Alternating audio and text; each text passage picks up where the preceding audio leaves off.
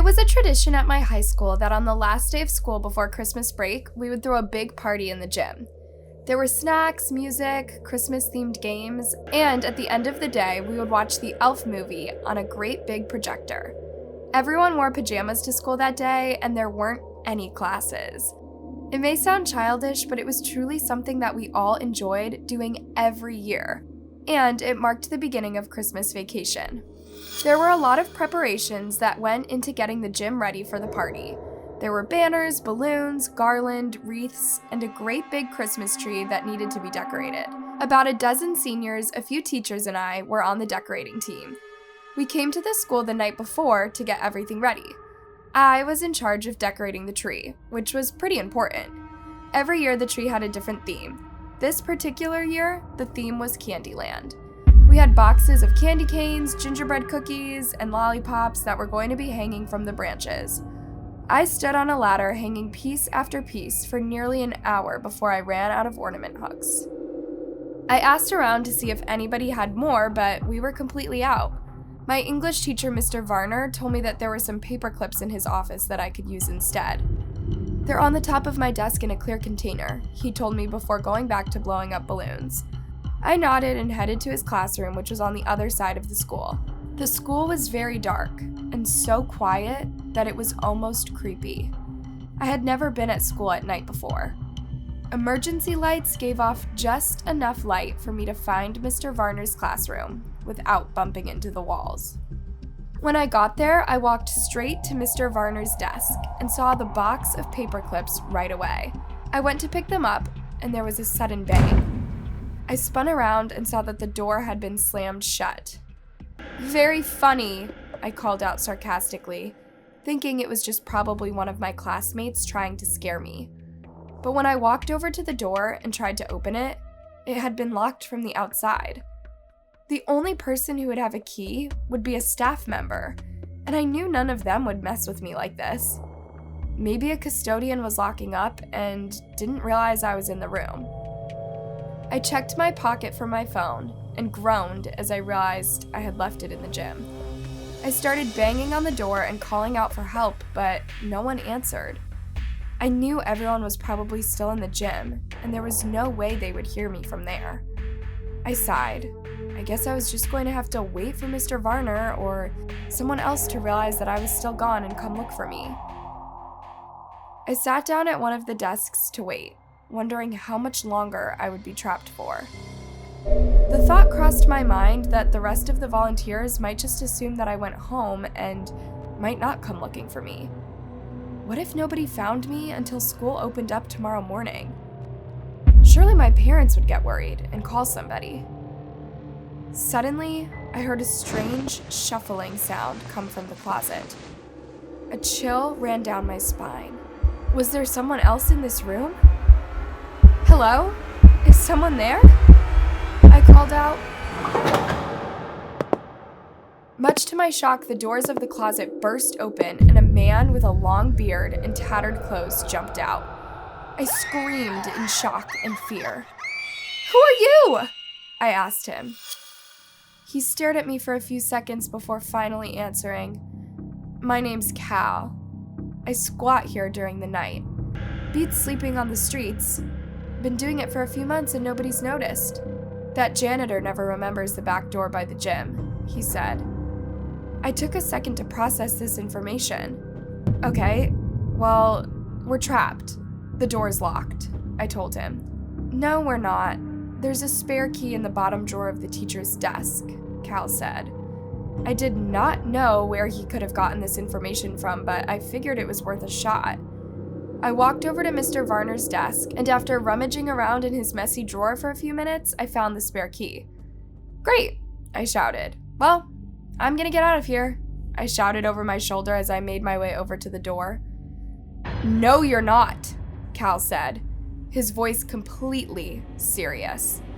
I turned around and Cal was standing directly behind me, holding a gun that was pointed at my head.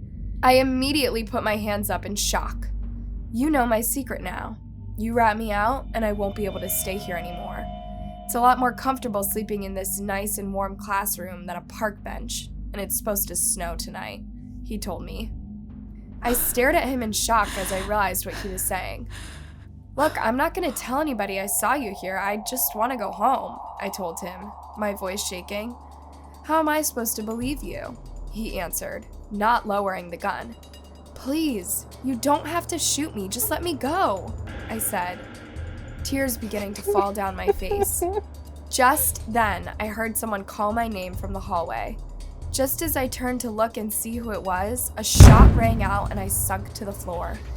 It took me a moment to realize that the bullet had missed me. The next thing I knew, Mr. Varner was wrestling Cal to the floor while shouting at me to get help. I sprinted out of the room screaming at the top of my lungs. Once I got a hold of a phone, I called 911 while some other teachers went to go help Mr. Varner. He had control of the situation on his own, though. 10 years in the military had prepared him for taking down a homeless guy. He kept Cal down until the police arrived and took him into custody. The school checked the security cameras, and sure enough, Cal had been sneaking in every night for months without anybody knowing. To this day, I'm sure if Mr. Varner hadn't gotten there in time, I would have been shot dead.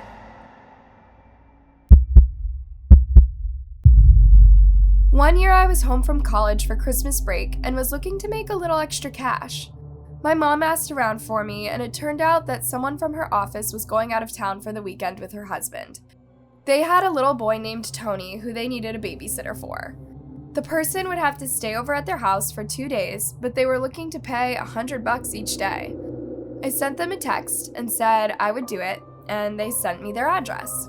I knew the family had money, but I hadn't expected them to live in a mansion. I pulled up to a beautiful, enormous white home that looked like it had been pulled out of a history book. It had an iron gate and huge pillars out front. I rang the doorbell, and the mother greeted me. She kept thanking me over and over again for coming at such short notice. She and her husband were going to New York for a kids-free couples weekend. You have a beautiful home, I told the mom. She thanked me and explained that the house was actually around 200 years old. They had parts of it fixed up, but they didn't want to do too much remodeling because of the special history the house had. I wanted to ask what type of history she was talking about, but she and her husband were already walking out the door after she handed me a piece of paper with instructions for the weekend. I made my way through the house to the playroom where Tony was sitting, surrounded by Legos. I introduced myself to him, and I told him I'd be looking after him for a couple of days. He was nice and well-behaved. I could tell it would be no trouble babysitting him. When evening rolled around, I pulled the lasagna that Tony's mom had made earlier out of the fridge and popped it in the oven. Tony was still upstairs, and besides checking on him every half hour or so, there wasn't really much for me to do. I had spent most of the afternoon catching up on episodes of Gossip Girl. When I finished getting dinner, I called Tony to come down to eat. He quickly took his spot at the large, fancy table and began eating. The room was so quiet, and the only sounds were forks scraping against plates as we ate. For some reason, I felt like I needed to make small talk with Tony to fill the silence. I asked him about school and sports and what he liked to do for fun. When we got through all the normal topics of conversation, I was running out of things to talk about. Is it ever lonely living in this big house with no brothers or sisters? I asked. The question came out so fast, I didn't even think about why it could be upsetting to the kid. Tony looked at me for a few seconds before finally turning back to his dinner and answering me, "It's not so bad. Alexander comes to visit me sometimes and we play together," he said. "Oh, is Alexander one of your friends from school?" I asked Tony. "No," Tony answered. "Alexander is one of my secret friends. I'm not supposed to tell my parents about him," Tony answered. I shrugged this off, thinking he was just talking about one of his imaginary friends. That night, I tucked Tony into bed at around 9 p.m., and then went to bed myself in the upstairs guest room. I kept trying to go to sleep, but I could hear talking coming from Tony's room. I figured he was just playing with his toys. I tried my best to fall asleep, but once midnight rolled around and it still hadn't gotten quiet, I decided it was time to investigate. I slid out of bed and tiptoed down the hallway. Tony's bedroom door was open just a crack. I peeked inside and saw that Tony was decorating a tiny Christmas tree in his room. I smiled as I watched him position the star on top of the tree so that it was just right. "How does it look?" Tony asked out loud. After a few moments of silence, he said, "I think so too. I wish I could tell Mommy and Daddy about you. They would get you presents for Christmas." It was strange. It seemed like Tony was having a conversation with an imaginary friend. Eventually, I left him to it and just tiptoed back to my room. The next morning, when I was making French toast for Tony, I decided to ask him about what he had been up to the night before. "Hey, who were you talking to last night?" I asked, trying to sound so casual. "Alexander. He was helping me decorate my Christmas tree," Tony said simply. I decided to push a little further. "How long have you known Alexander?" I asked. "I met him the first night we moved into this house. He was lonely and wanted a friend. He's the first ghost friend I've ever had," Tony said, turning back to the cartoon that was playing on TV. I almost dropped the glass of orange juice I was holding. Surely he was kidding. Maybe he had a really big imagination? But I couldn't get over how serious he was when he talked about this Alexander person, and it was such a long name for a little kid to make up. I had never believed in ghosts, but if one were to exist, it would only make sense that it would be in a great, big, old house like this one. The rest of the day, I walked around on edge, jumping at every little creak the floor made. By the time night came, I was so creeped out, I was considering calling Tony's parents and asking them to come home early. I wanted to get out of that house and never look back, but of course, I had to wait for morning. When Tony's bedtime came, I tucked him in and told him goodnight.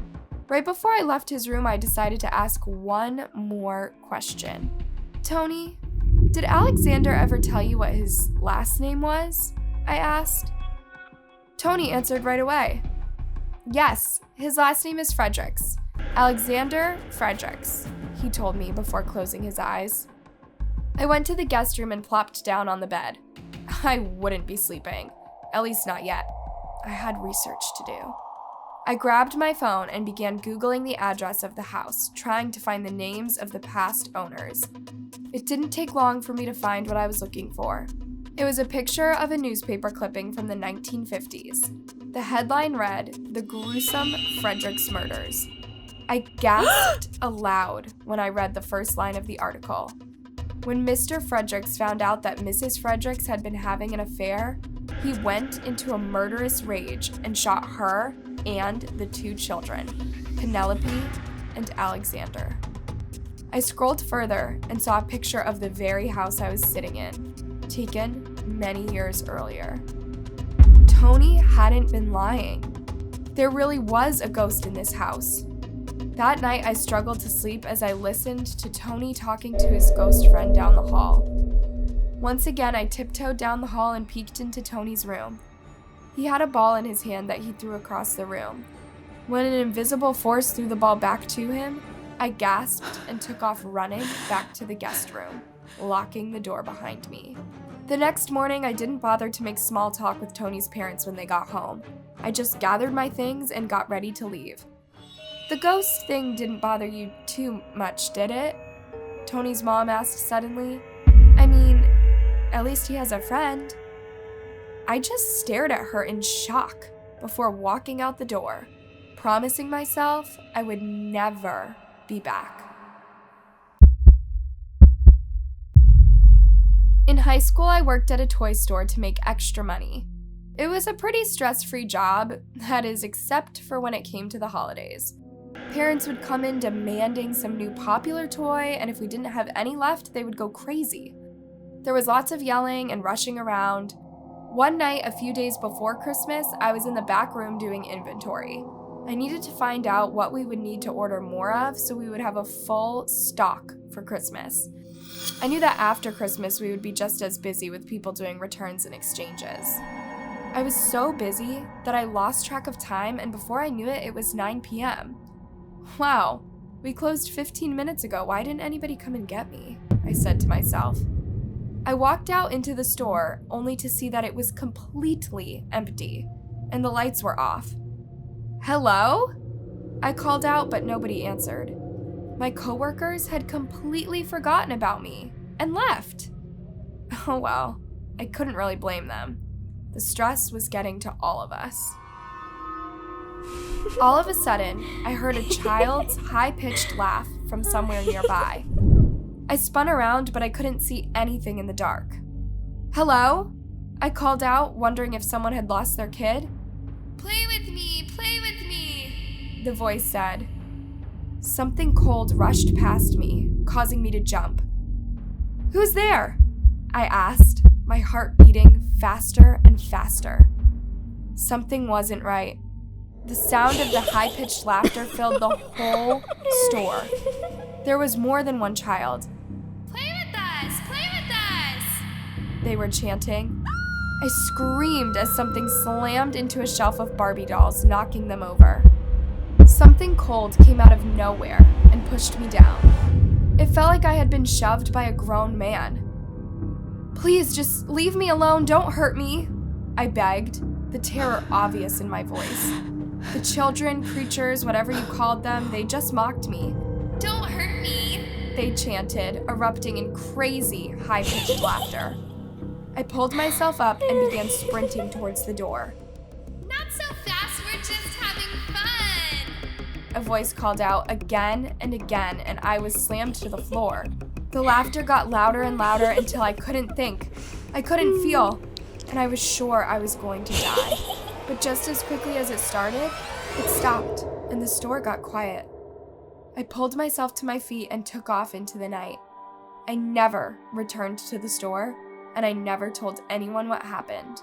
I know nobody would have believed me.